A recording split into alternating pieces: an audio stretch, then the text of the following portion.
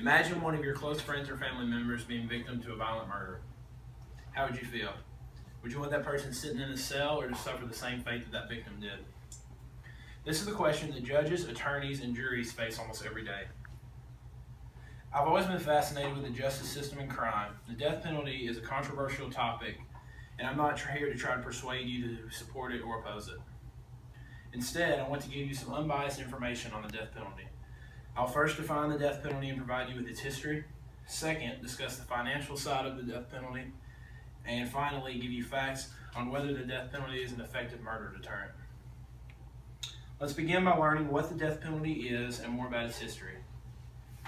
Today, I'd like to start by providing you with the definition of the death penalty, which Merriam-Webster defines as an execution imposed in a court of law as punishment for a crime. Now that we know what the definition of the death penalty is, let's look at the history of it. According to deathpenaltyinfo.org, the death penalty dates back as far as 18th century BC and was punishment to over 25 crimes. The death sentences were carried out by methods such as crucifixion, drowning, beating to death, burning alive, and impalement. Later on, by 10th century AD, hanging became the usual method of execution. The capital punishment practices in Britain greatly influenced the death penalty in America. According to deathpenaltyinfo.org, the first recorded execution in the new colonies was that of Captain George Kendall in the Jamestown colony of Virginia in 1608. The execution laws differed by colony. As the death penalty expanded through the years, people began to oppose it.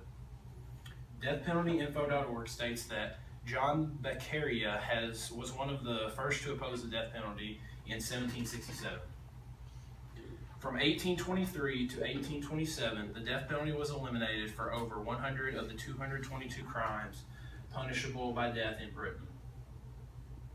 In America, from 1907 to 1917, 6 states completely outlawed the death penalty.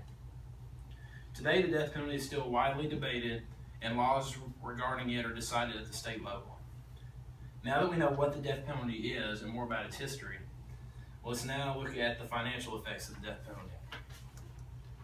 The majority of us know the cost of keeping prisoners locked up is high, but we don't really know how much it would cost to enforce the death penalty. Enforcing the death penalty costs Florida $51 million a year above what it would cost to punish all first-degree murderers with life in prison without parole. And defense costs for death penalty trials in Kansas averaged about $400,000 per case, according to deathpenaltyinfo.org. The reason some people still support the death penalty despite the cost is that most prisoners don't actually serve their full life sentence. FNSA.org reports that in Florida, 3,000 prisoners were released early last year due to budget crisis issues. And in Texas, prisoners were serving only 20% of their full sentence and rearrests were common. Now that we know the history of the death penalty and the financial effects of it, let's look at whether it's an effective murder deterrent. I'm going to show you this website here.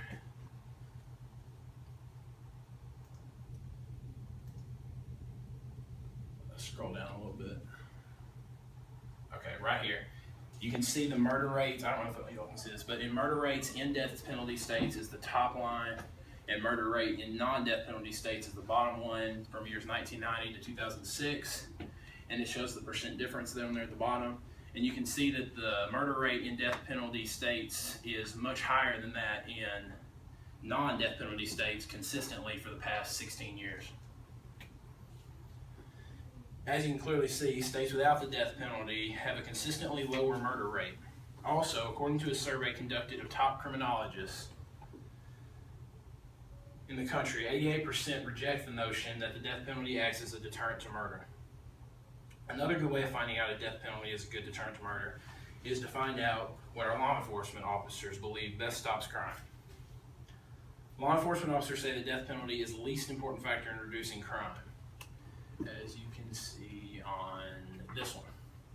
This was of a survey conducted of 500 police chiefs in the United States, and it ranks what they think is most important in preventing crime and what is least important.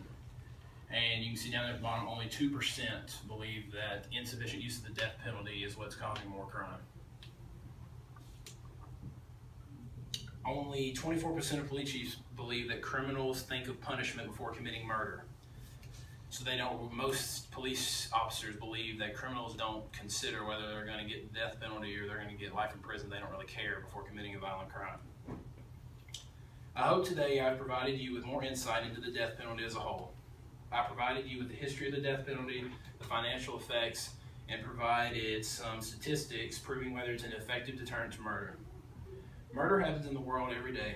Hopefully by now you can decide for yourself what the most effective form of punishment is.